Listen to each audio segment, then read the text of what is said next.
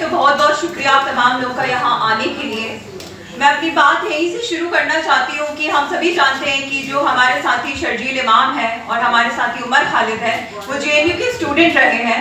मैं भी उसी जेएनयू को रिप्रेजेंट करने के लिए यहाँ पे आई हूँ और हमें इस बात को बार बार कहने की जरूरत है कि ऐसे दौर में आज हम सभी यहाँ पे जिंदा हैं, यहाँ पे बैठे हुए हैं, जहाँ पे हम लगातार देख रहे हैं कि पूरे देश भर में किस तरह से इस्लामोफोबिया बढ़ता जा रहा है।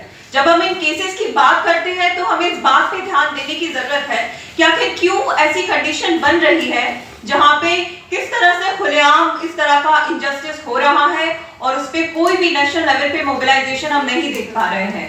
इसमें हमें समझने की जरूरत है कि किस तरह से कम्युनलिज्म आज इस देश में जो बढ़ा है, इसकी जड़ें कहां से आती हैं।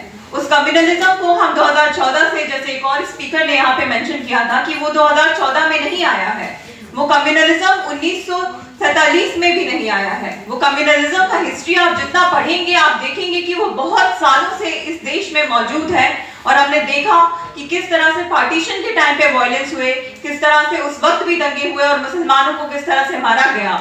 हमने देखा कि किस तरह से बाबरी मस्जिद का डिमोलिशन किया, उस वक्त भी दंगे हुए, उस तरह भी किस तरह से मुसलमानों को मारा गया। और आज भी हम देख रहे हैं कि चाहे गौरक्षा के नाम पे मुसलमानों को किस तरह से मारा जा रहा है, लगातार देश भर से मॉब लिंचिंग की घटनाएं आती हैं और इन घटनाओं को किस तरह से नॉर्मलाइज कर दिया जा रहा है।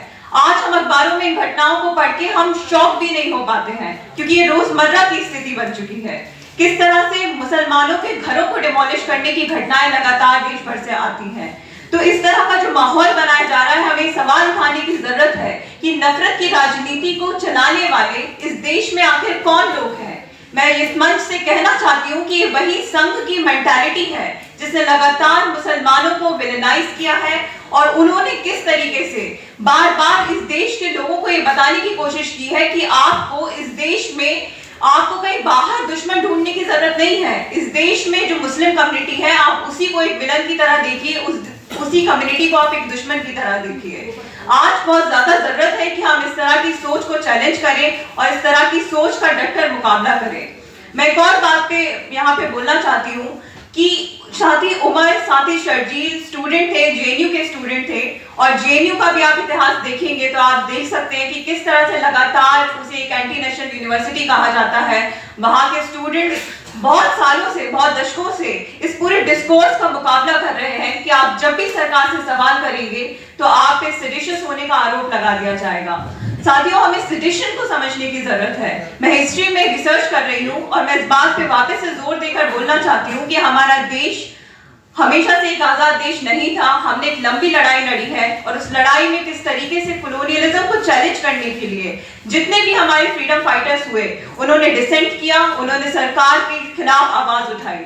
आज हम महात्मा गांधी को फादर ऑफ द नेशन कहते हैं। साथियों, 1922 में उनपे सेडिशन का जब केस हुआ तो उन्होंने कोर्ट में जाकर उस केस में आर्ग्यू करने से भी मना कर दिया। उन्होंने एक्सेप्ट किया कि हाँ, मैंने सेडिशन किया और आप किसी पर भी दबाव बनाकर ये नहीं कह सकते कि आप सरकार के तमाम फैसलों का साथ दें, सरकार के साथ खड़े हो। 1897 में बाल गंगाधर तिलक पे भी सेडिशन का चार्ज लगा और ये चार्जेस क्यों लगाए गए? क्योंकि वो आर्टिकल लिख के सरकार को क्रिटिक कर रहे थे। तो हमारा इतिहास रहा है और हमने देखा है कि जितने भी फ्रीडम फाइटर्स रहे हैं, चाहे भगत सिंह की बात कर लीजिए, उनको भी उस समय की सरकार ने टेररिस्ट घोषित कर दिया था। तो इन तमाम लोगों की बात हम सिर्फ उन मुद्दों के लिए नहीं कर सकते कि ये हमारे देशभक्त लोग हैं। आज भी हम देखें कि इस तरह के लोग जो सरकार के खिलाफ सवाल उठा रहे हैं, क्या वो देशभक्त नहीं है? हमें इस बात पे जोर देने की जरूरत है कि ये सरकार जो बैठी हुई है, जो तमाम सवाल करने वाले लोगों को एक टैग दे देना चाहती है कि आप सेडिशियस हैं, आप देश विरोधी हैं, तो सरकार से सवाल पूछने की जरूरत है कि आपकी देश प्रेमी होने का डेफिनेशन क्या है। ये वही सरकार है जिसको हम देख रहे हैं कि लगातार चाहे शिक्षा का भगवीकरण करने की कोशिश की जा रही हो, चाहे इस देश में जंगल, जमीन और यहाँ तक कि हवा को बेचने की कोशिश की जा रही हो, तब हम देखते हैं कि किस तरह से अडानी और अंबानी जैसे लोगों को ये पूरा देश बेचने पे आ जाते हैं। और वहीं दूसरी ओर जो इस देश के कंसाइंस को बचाने वाले लोग हैं, जिस बात पे जोर देने वाले लोग हैं कि आप मार्जिनलाइज तबकों को, माइनॉरिटीज को, महिलाओं को, चाहे दलित हो चाहे छात्र हो, आप इन सब की आवाजों को दबा नहीं सकते, तो उनको ये जेलों के पीछे डाल देते हैं। तो आज बहुत ज्यादा जरूरी है कि हम इन तमाम चीजों पे बात करें।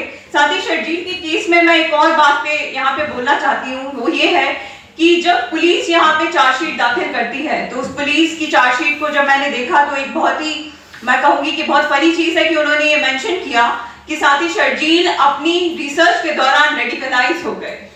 उन्होंने जब कम्युनलिज्म पे, पार्टीशन पे जब वो काम कर रहे थे तो जो किताबें उन्होंने पढ़ी, जिसमें बड़े बड़े स्कॉलर जैसे कि पॉल ब्रास जैसे लोग थे, जब वो इनके वर्क पढ़ रहे थे, उन वर्क को पढ़ते हुए वो रेडिकलाइज हो गए। तो अब देखिए कि किस तरह का डिस्कोर्स बनाने की कोशिश की जा रही है कि यहाँ के स्टूडेंट पढ़ना भी छोड़ दें। आप कम्युनलिज्म जैसे मुद्दों पे, आप इस्लामोफोबिया जैसे गंभीर मसलों पे अगर आप पढ़ेंगे नहीं तो आप उन्हें समझेंगे कैसे? तो ये सरकार इस बात पे भी रोक लगा देना चाहती है कि आप क्या पढ़ेंगे, कैसे पढ़ेंगे, किस मुद्दों पे रिसर्च करेंगे, किन इश्यूज पे सवाल उठाएंगे और किन चीजों पे आप सवाल नहीं उठाएंगे। तो मुझे लगता है कि साथी शर्जील और साथी उमर और तमाम हमारे पॉलिटिकल प्रिजनर्स केस को हम इस बात की तरह देखना चाहिए कि ये सिर्फ इनकी आजादी को लिमिट करने की कोशिश नहीं है, ये हम सबकी आजादी को लिमिट करने की कोशिश है। सरकार इनके पनिशमेंट को, हम देख रहे हैं कि अंडर ट्रायल प्रिजनर्स हैं, इनका ट्रायल भी स्टार्ट नहीं हुआ है और इनके केस के तहत वो ये बता देना चाहते हैं कि तमाम सवाल करने वाले लोग डर जाएं। आज भी हम देखते हैं कि मुस्लिम कम्युनिटी में, आप देखिए, मैं भी उस कम्युनिटी से आती हूँ और मुझे पता है कि जब हमारे परिवारों में हम किसी भी पॉलिटिकल मंच पे जाके बोलते हैं तो हमें घरों से बोला जाता है कि आप मत जाइए, क्योंकि आप देख रहे हैं कि किस तरह का माहौल चल रहा है, जेलों में डाल दिया जा रहा है। तो तमाम लोगों के घर वाले किस तरह से कंसर्न हैं। तो इस सरकार की जो कोशिश है कि तमाम मुस्लिम कम्युनिटी हो चाहे बाकी मार्जिनलाइज वर्ग हो, उन तमाम लोगों को डरा दिया जाए और इनको एज एन एग्जाम्पल सेट किया जाए, ये बताने के लिए कि आज इस देश में सवाल पूछने की आजादी नहीं है। हमें इन तमाम चीजों के खिलाफ आवाज उठाना है और बहुत अच्छा लगा कि इतने सारे लोग यहाँ पे इकट्ठा हुए हैं इन चीजों पे बोलने के लिए। और आने वाले समय में मुझे लगता है कि बहुत ज्यादा जरूरत है कि इन इश्यूज पे हम बोलते रहें। जेएनयू के स्टूडेंट्स एटलीस्ट मुझे लगता है इस इश्यूज पे बोलते रहे हैं। कल रात में भी हम साथी शर्जील के लिए और तमाम पॉलिटिकल प्रिजनर्स के लिए एक मार्च कर रहे थे और इस तरह के मार्च, इस तरह के प्रोटेस्ट कॉल मुझे लगता है पूरे देश भर में होना चाहिए, क्योंकि हमें समझने की जरूरत है कि ये मुद्दा, क्योंकि बहुत लोग इस मुद्दे को इस तरह से भी देखते हैं कि सिर्फ मुसलमानों का मुद्दा है, क्योंकि साथी शर्जील, साथी उमर मुसलमान है तो सिर्फ मुसलमानों का मुद्दा है।